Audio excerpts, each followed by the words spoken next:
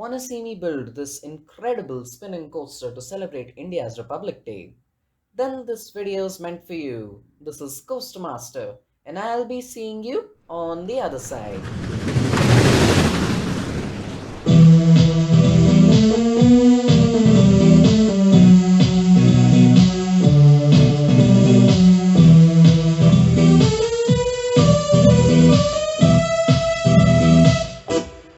Hi friends, this is Coaster Master here.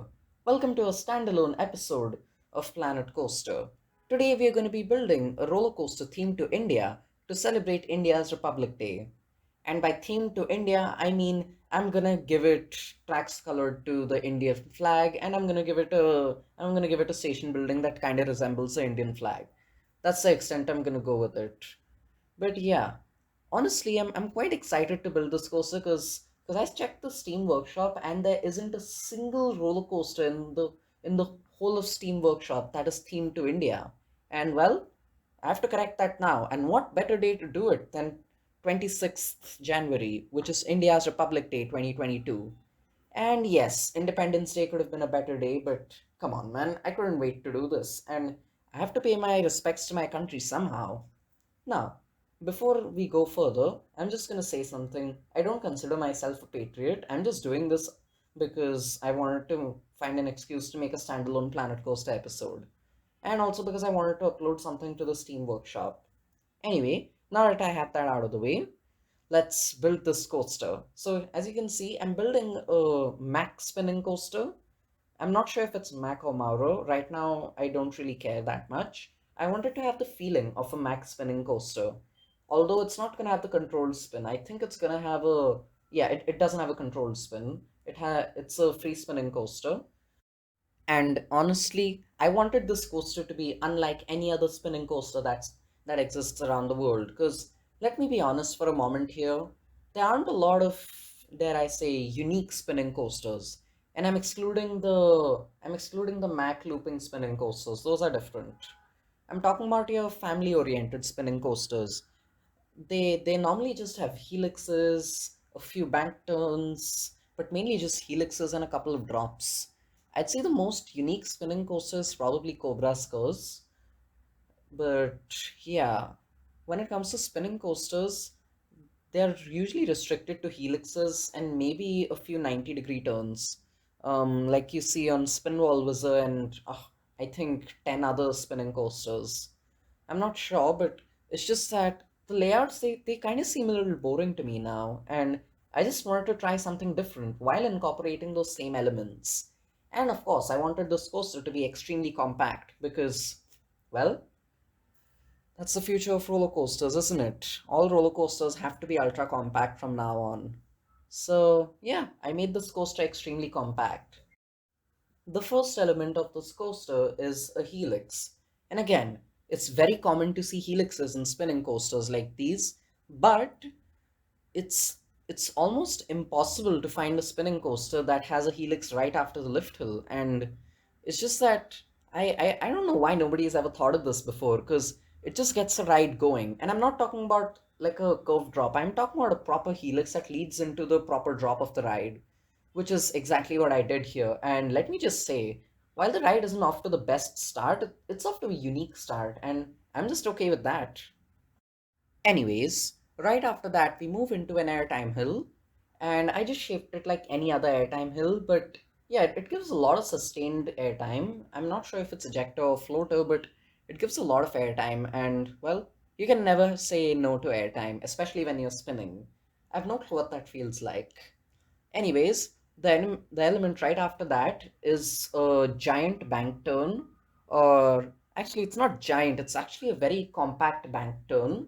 And since it doesn't have a lot of banking, the cars spin like crazy, but I managed to bank it enough so that the lateral g forces don't exceed the g force limits. So, yeah, we have that one, I'd say maybe 200 or so degree bank turn. Let me just check. 90, 180.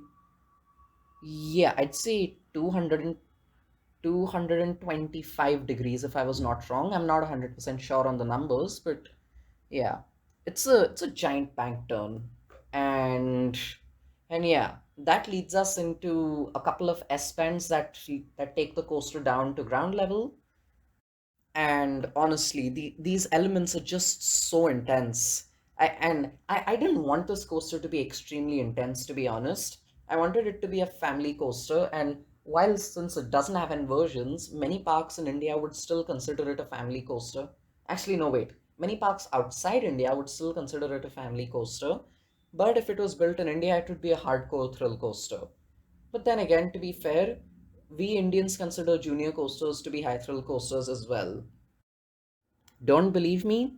Well, just take a look at Imagica's website. As we all know, Imagica has. Okay, so the junior coaster in Imagica is considered a family coaster, but that's besides the point. In Imagica, the Gold Rush Express, which would be considered a family coaster in literally any other park in the world, is considered a high thrill ride in Imagica. And it's the same people who consider Deep Space and Nitro to be a high thrill ride, to be high thrill rides. So I just don't get their logic here because I'm pretty sure at least the people who were building Imagica, they knew what they were doing, but by the looks of it, whoever made the website didn't. Now, I know that S bends aren't exactly what you would call relaxing, but I thought that maybe now would be the best time to add the most thrilling element of the ride, which would be a 90-degree turn. I'm not sure what you call it. I don't know if it's called a U-turn or something, but yeah. I added whatever that was, and honestly, it's just a crazy element, and it works perfectly into the ride. It's seen in Spinball Whizzer and maybe like 10 other spinners, as I've mentioned earlier in this video.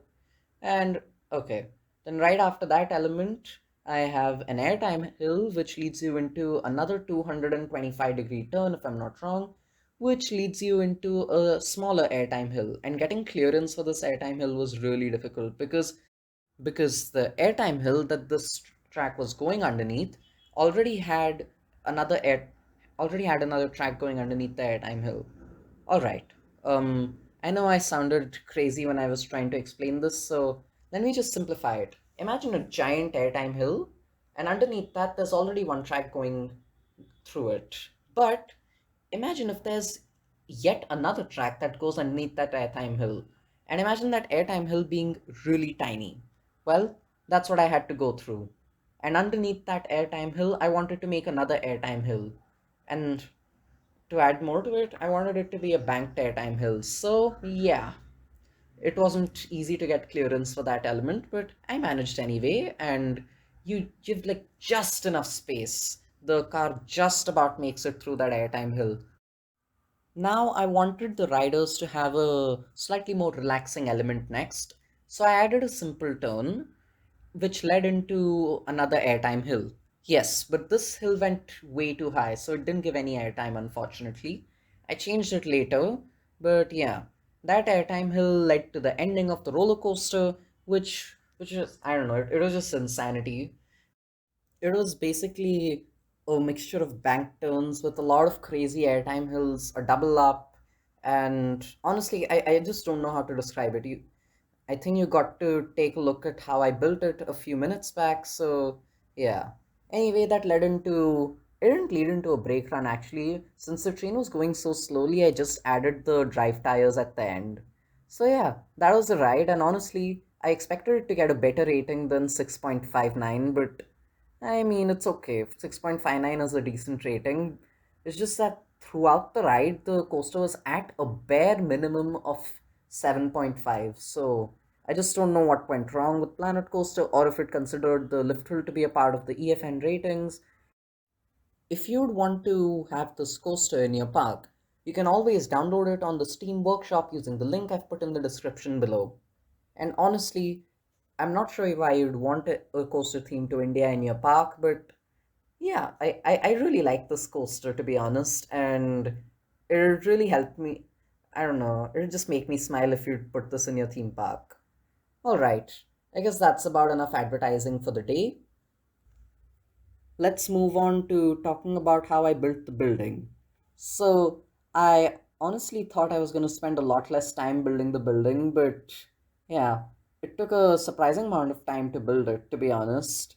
I thought that I thought that it would be a relatively easy build. I just thought that I would cover the station building with the Tiranga flag of India, with maybe adding an Ashok Chakra in the middle. And while I did do that eventually, the coaster it passed through the station building so many times. I had to add so many doorways for the coaster to go through. Then I had to add a deck so that the people in line can walk on it.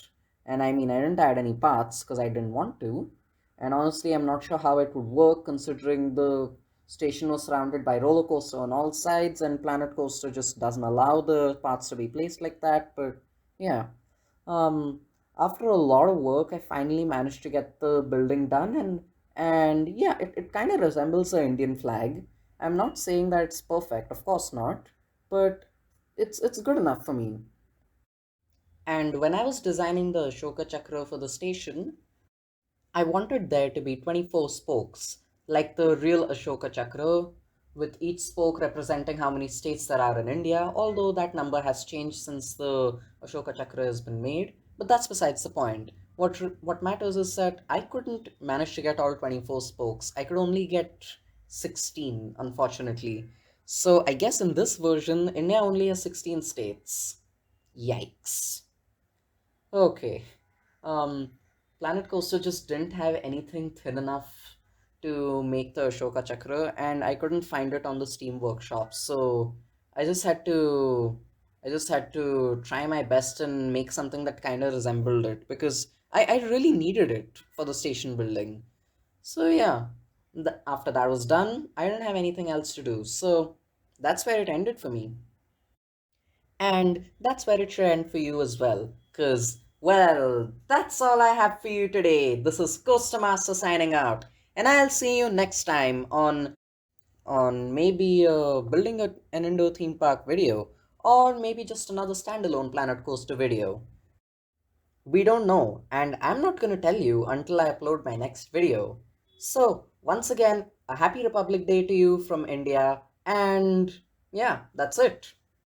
I just built the first coaster in all of Planet Coaster that is themed to India. Or I don't know, maybe it's the only one uploaded to the Steam Workshop. But yeah, I guess I built the very first coaster themed to India. And I think that's very satisfying.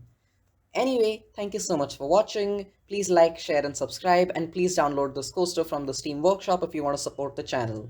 It'll really make my day. See you next time.